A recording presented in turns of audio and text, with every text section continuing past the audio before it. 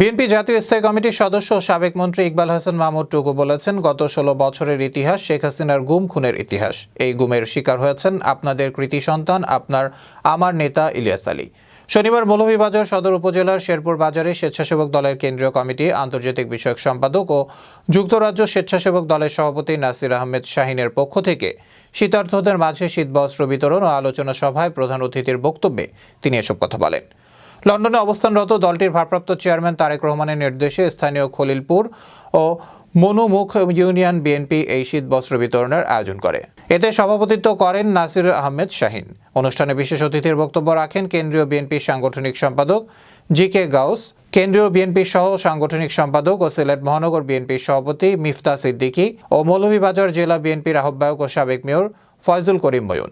এছাড়াও বক্তব্য রাখেন জেলা বিএনপির আহ্বায়ক কমিটির সদস্য বকশী মিসবাহ-উর রহমান, এম.এ. মুকিত, মনোয়ার আহমেদ রহমান সহ দলের বিভিন্ন পর্যায়ের নেতৃবৃন্দ। এ সময় মৌলভীবাজার সদর উপজেলা শেরপুরে স্বেচ্ছাসেবক দল কেন্দ্রীয় কমিটির আন্তর্জাতিক বিষয়ক সম্পাদক নাসির আহমেদ শাহিনের সার্বিক সহযোগিতায় ২,০০০ পরিবারের মধ্যে এই কম্বল বিতরণ করা হয়। এমন কোনো কাজ করবেন না যাতে দলের উপর বদনামি হয়, এমন কোনো কাজ করবেন না যাতে তাই রামসারকে জবাবদি করতে হয়।